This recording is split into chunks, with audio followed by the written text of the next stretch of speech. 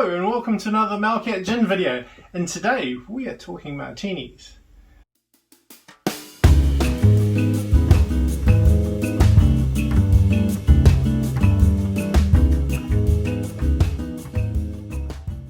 Even if you've never tried a martini, and even if you've never seen a James Bond movie, I'm sure you've heard the expression shaken not stirred. But what's the difference?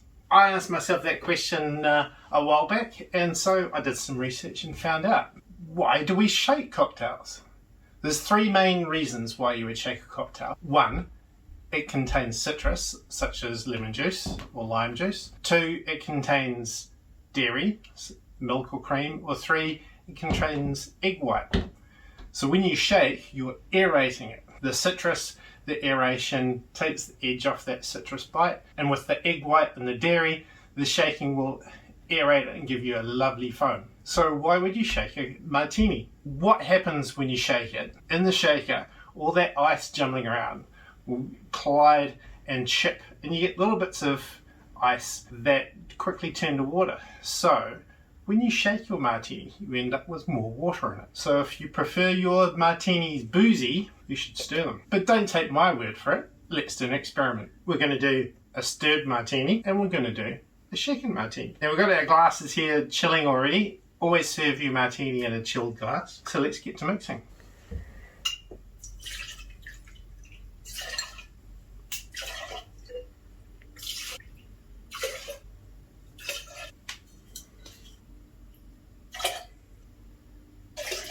Okay, so let's get stirring and shaking.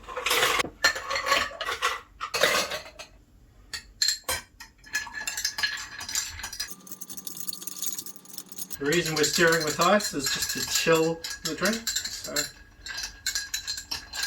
you stir for a good minute, you should start to see side of the glass start to get a little condensation when it's cold enough.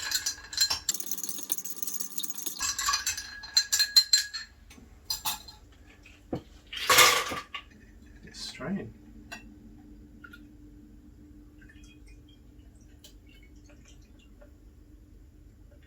There's our stirred. So let's shake.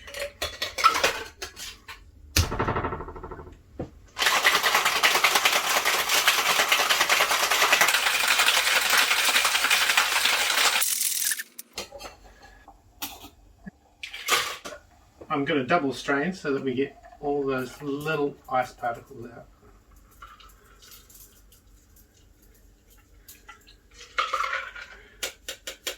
Straight away you can see a difference. Good martini is a lot clearer. That shaken one's quite cloudy. We can garnish with our olive, or we can garnish with a cocktail onion, and that would be called a Gibson. Or we can also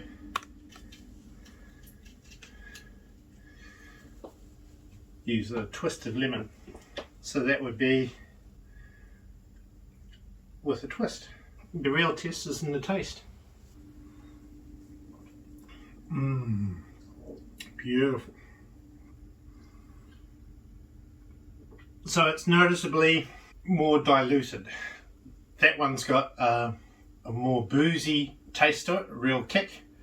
This one's got slightly more subtle taste to it. There's your martinis. But I'm sure if you've heard someone ordering a martini, everyone is very particular about the martinis, and there's all sorts of different descriptions. So you noticed I used a proportion of 6 parts gin to 1 part vermouth. Now originally in the 20s, a standard martini would have been a ratio of 2 parts gin to 1 part vermouth, and then over the years that changed to 3 to 1. In the 40s it became 4 to 1, and that's perhaps a standard martini. If you go more, say like I've done, 6 to 1, that's a dry martini. Now there's some famous ones. You can go as dry as you like. Supposedly a 15 to 1 martini is called a Montgomery, named after Field Marshal Montgomery from World War II. I think a little bit tongue-in-cheek, it was put down to his preference for only attacking with superior numbers. Noel Coward famously said perfect martini was by pouring gin in a glass and then waving it in the general direction of Italy. And a Churchill also famously was made only with gin, the gin kept in the freezer, and then the glass shown a bottle of vermouth. Other variations, a sweet martini is a martini made using sweet vermouth. Dirty martini is one made using the brine from the olive jar. So that's the liquid in with the olives. And so a very dirty martini would use lots of brine. There's also what's known as a perfect martini. Now, a perfect martini uses equal portions of dry and sweet vermouth. And of course, the opposite of a dry martini is a wet martini, which uses more vermouth and less gin. And there is also what's known as a reverse martini, where you actually use more vermouth than gin. But I've never actually heard anyone ask for one of those. As I said, with a twist is with your lemon peel instead of your cocktail olives or onions. I believe I've covered all the variants. So there we are. That's martinis. Gin is a winner.